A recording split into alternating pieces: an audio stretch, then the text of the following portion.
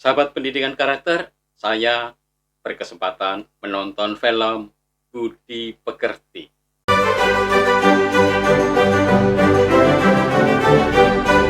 Setapak, semua tentang pendidikan karakter. Film ini ditulis dan disutradarai oleh Bregas Banutejo, dibintangi oleh Sya Ine Febrianti, Dwi Sasono, Angga Yunanda, dan Prilly Latukonsina. Film yang diputar perdana di Festival Film Internasional Toronto pada September 2023 ini bercerita tentang seorang guru bimbingan konseling yang sangat viral yang bernama Bu Prani. Kisahnya sebenarnya sederhana. Bu Prani ini adalah seorang guru yang punya komitmen dan dedikasi di dalam membentuk karakter peserta didik. Tetapi ketika dia menegur seorang bapak yang pada saat membeli putu ternyata tidak ikut antri dan berdisiplin, itu mulai muncullah persoalan-persoalan yang akhirnya membuat Bu Prani ini menjadi viral. Ya kalau viralnya itu yang bagus, ternyata yang diviralkan oleh media sosial tertentu itu adalah hal-hal yang tampaknya buruk padahal faktanya tidak. Ini mengingatkan kita, media sosial perlu kita gunakan dengan bijaksana. Dan apa yang terjadi di dalam film ini tampaknya pendidikan di sekolah itu akan berhadapan dengan arus besar media sosial yang menentang dan melawan nilai-nilai kebenaran. Karena lewat media sosial apa yang salah, apa yang keliru bisa menjadi benar. Dan ini menjadi tantangan bagi kita semua termasuk Bu Prani.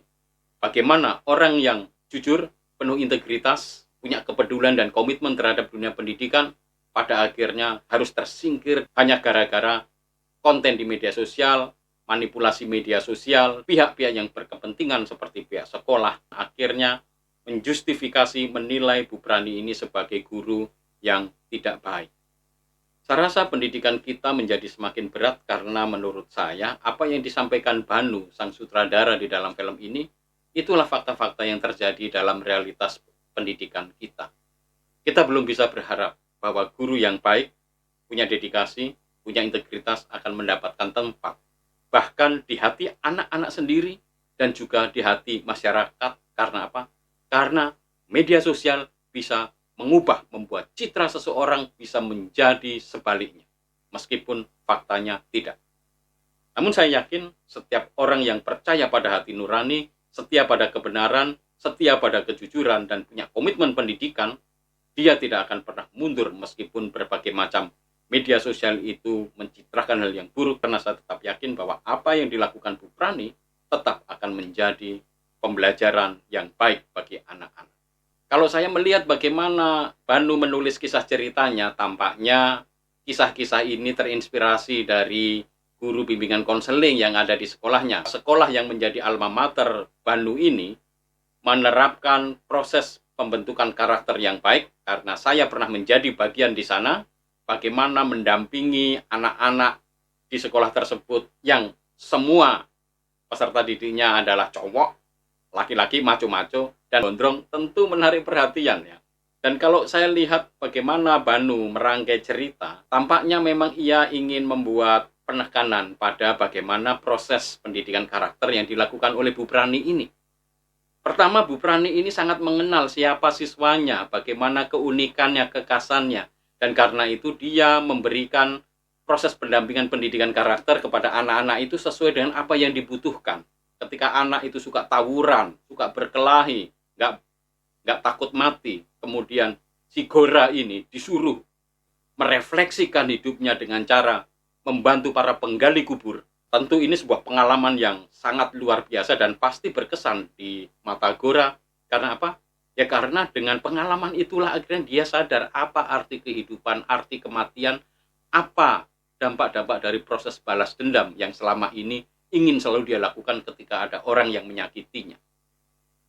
Proses pendidikan karakter memang tidak mudah. Dan kalau kita hanya melihat dari luar, seperti tadi, media sosial melihat kasus Gora bertumbuh dan berkembang, dan bagaimana Bu Guru Prani ini mendidik dan mengedukasi, membentuk karakter Gora, maka kita pasti akan kehilangan cara pandang yang otentik. Karena faktanya, si Gora tidak trauma, dan tidak ada luka-luka batin, bahkan si Gora semakin sadar, bertumbuh bahwa dia semakin mencintai kehidupan, dia tidak mau lagi berkelahi, tawuran, dan ketika ada orang memprovokasi dia untuk membalas dendam, dia tidak mau karena dia tahu bahwa hidup dan mati itu milik Tuhan, dan dengan belajar menjadi penggali kubur, dia menghargai kehidupan.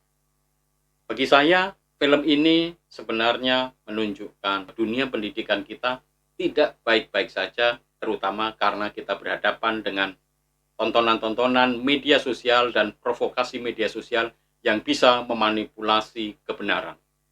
Karena itu, sebagai pendidik, sebagai orang tua, kita perlu sungguh-sungguh bijaksana mempergunakan bagaimana media sosial ini sungguh-sungguh bisa menyampaikan warta kebenaran, mendorong sikap jujur, bukan memprovokasi yang memaksa seseorang untuk menipu dirinya sendiri, dan kemudian ada orang-orang tertentu yang memanipulasi media hanya untuk kepentingan clickbait yang ada di medianya supaya dia dapat banyak uang, mendapat banyak keuntungan dari sana.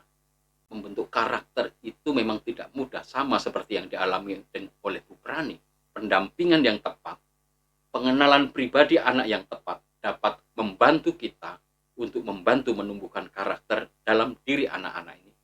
Sama seperti Bu Prani yang dengan penuh kecintaan dan dedikasinya membentuk karakter para siswa.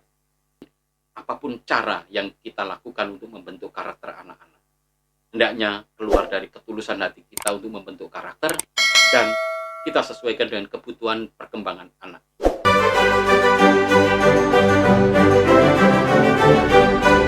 Setapak, semua tentang pendidikan karakter.